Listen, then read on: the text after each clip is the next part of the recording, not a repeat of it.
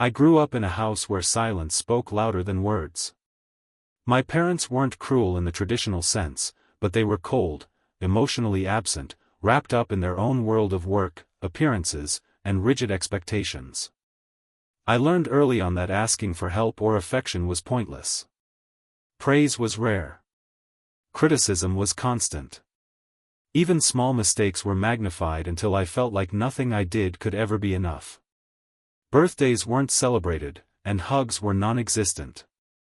I remember one Christmas, I unwrapped a sweater that was 3 sizes too big, and my mom said, "If you grow into it, maybe it'll be useful."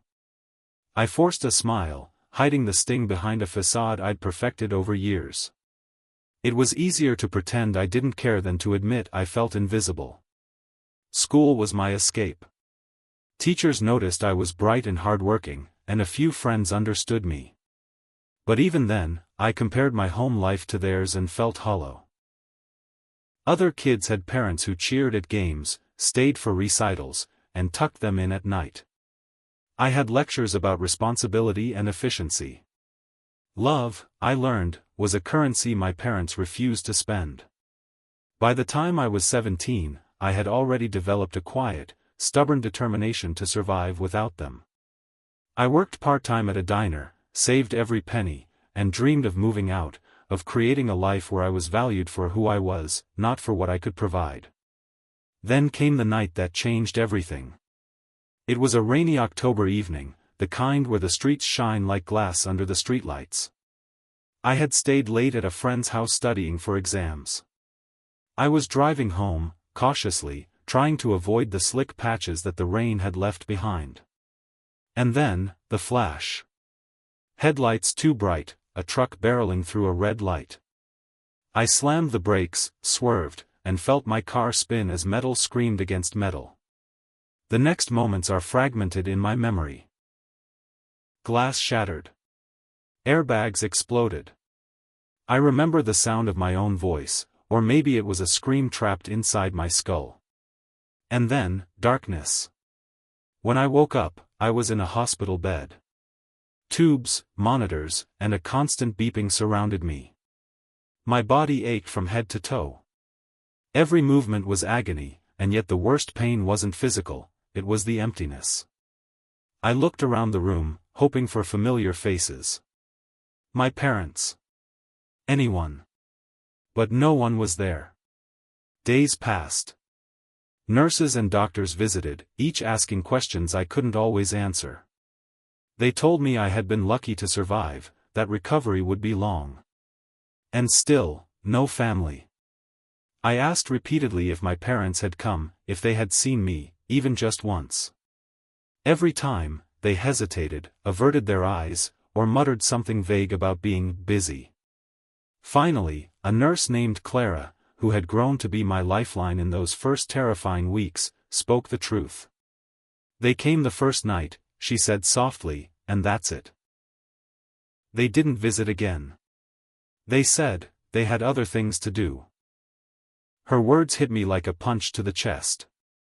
Other patients had families at their bedside, holding their hands, whispering encouragement. My bed was cold, empty, and silent.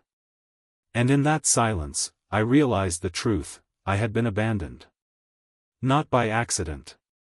Not by circumstance. I had been left to fight for my life alone.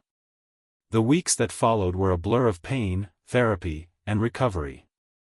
I underwent surgeries I barely remembered, physical therapy that left me exhausted, and countless nights staring at the ceiling wondering how my own parents could leave me to face death in isolation. And then the shocking discovery came: they had already declared me legally dead. On paper, I no longer existed.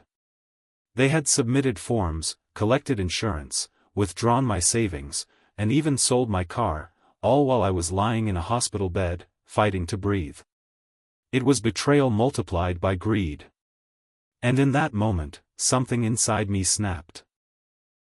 I realized that surviving the accident was only the beginning. If I wanted justice, if I wanted to reclaim my life, would have to do it myself. Even as the physical pain began to fade and I started to regain some strength, the mental and emotional scars ran deep.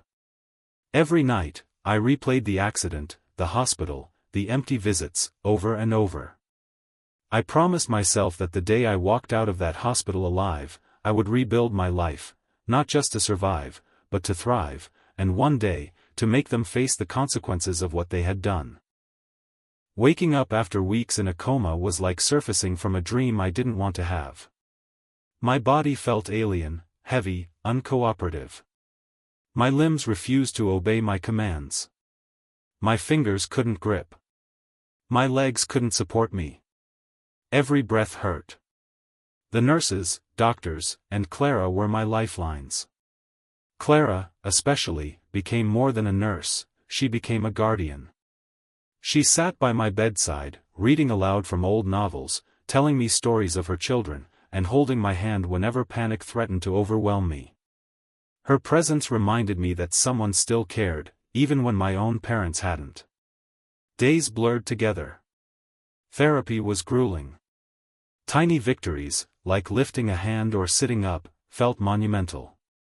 And yet, every evening, when the hospital halls quieted, the reality hit me again: no family, no love, no one to fight for me. I remember asking Clara one night, my voice weak, "Do my parents even care?" She hesitated, and then her eyes softened. "Some people aren't meant to be parents," she said quietly. The words cut deep, but they were also a strange comfort. They confirmed what I had begun to suspect all along. I wasn't abandoned by accident. I was abandoned by choice. And that realization lit a fire inside me. I vowed silently, if they tried to bury me, I will rise.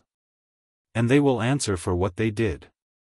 Once I was stable enough, I started the slow climb back to independence. Physical therapy became my new obsession. I would push myself past exhaustion, determined to regain every lost ability. Walking felt impossible at first, but each step, no matter how shaky, brought a sense of triumph. I was no longer just surviving, I was reclaiming my body, my life, and my identity. But emotional recovery was harder. Nightmares plagued me, flashes of the accident, the hospital bed, the empty chairs where my parents should have been. Sometimes, tears fell unbidden. Sometimes, I screamed silently, shaking under the blankets. And yet, every morning, I got up. I ate, I practiced, I fought. Because giving up was not an option. Then came the legal discovery. While I was relearning to walk, I discovered, through a friend who handled my affairs, that my parents had already declared me dead. My life, my very existence, had been erased on paper. My college fund? Gone. My savings? Gone. My car? Sold. Every step I had taken toward recovery now felt like a defiance against the people who had tried to obliterate me. This revelation hardened my resolve. Survival was no longer enough. I wanted accountability. I wanted justice. Years passed, and I transformed myself. I moved into a small apartment, found a steady job, and started attending night classes. I rebuilt my life brick by brick. And yet, the shadow of my parents' betrayal never left me. Finally, with the help of a lawyer, I filed a case: identity fraud, theft, and misappropriation of funds. I wanted them to face the consequences. The first day of the trial was surreal. The courtroom buzzed with whispers as I entered. People turned to stare, murmurs spreading like wildfire. Is that him? My parents hadn't seen me in years, and now, here I was, alive, standing tall, no longer the scared, dependent child they thought they had lost. My mother's face went pale immediately. My father's jaw tightened. When they locked eyes with me, I saw the shock, the disbelief, the terror. For the first time in my life, I held power over them. The trial was grueling. Their lawyers tried every trick. We truly believed he was gone. The doctors must have miscommunicated.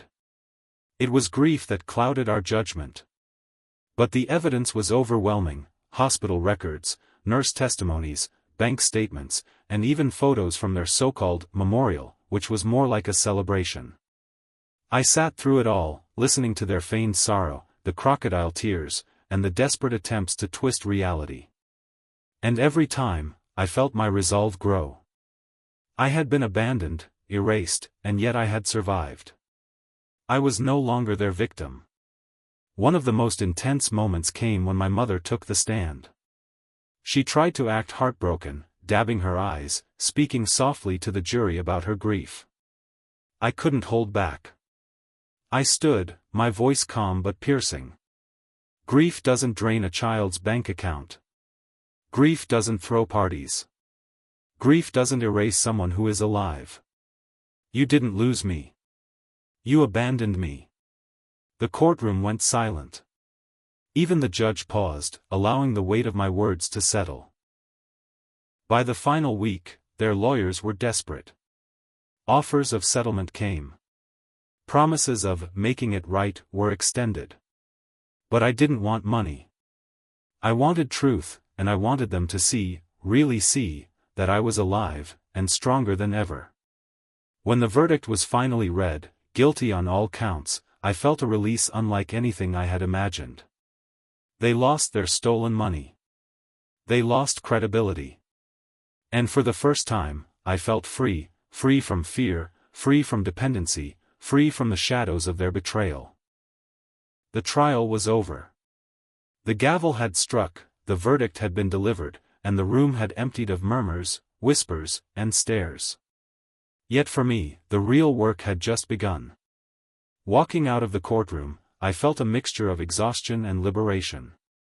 Every step echoed with the weight of years I had spent surviving, fighting, and reclaiming myself. My parents were gone, their defeat etched into the record forever. But I realized the court hadn't given me everything I needed. It couldn't. Only I could rebuild the life that had been nearly stolen from me. The first weeks were strange. Freedom felt unfamiliar. I wandered through my apartment, touching things I had chosen for myself, colors on the walls I had picked, furniture I had worked hard to afford. It was small, but it was mine. Mine in a way nothing had ever been. And for the first time, I allowed myself to feel something I hadn't felt in years, peace. I also allowed myself to grieve. Not just for what my parents had done, but for the childhood I never had, the love I was denied, the family that never was. Some nights, tears came silently as I lay in bed, thinking about the empty hospital room, the tubes, the machines, and the absence of their faces. But even in grief, I found strength. I told myself over and over, I survived. I am alive. I am enough. With time, I rebuilt relationships that mattered. Clara remained in my life, though now as a friend rather than a nurse. Friends I had leaned on during recovery became my chosen family. I learned to trust again, slowly, cautiously, but with a confidence I never thought possible. Work became more than a paycheck. I took jobs that challenged me, roles that allowed me to grow and prove to myself that I could succeed on my own terms. I went back to school, earning degrees I had once thought would be impossible. And each milestone.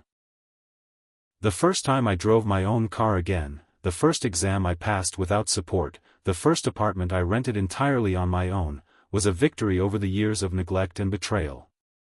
Sometimes, the memories still came back, vivid and uninvited. A hospital hallway, the sound of monitors, the image of my parents' faces when they saw me in court. But instead of fear or anger, those memories became markers of resilience. They reminded me that I had faced abandonment, betrayal, and almost death, and I had survived. Not just survived, but thrived. I would never forget what they had done. Forgiveness wasn't on the table, they had made choices, conscious ones, that no apology could erase. But I realized I didn't need forgiveness to live. What I needed was autonomy. What I needed was life. And for the first time in decades, I felt it fully. Years later, I occasionally think of that courtroom moment, when my mother collapsed, when my father stared in disbelief. That was my proof. Not of revenge, not of hatred, but of existence. Of survival. Of reclaiming my life. And now, when I look at myself in the mirror, I see someone strong, someone whole, someone who refused to be erased. Someone who survived not because of love from others, but because of love from within. This is my life. My choices. My resilience. My victory.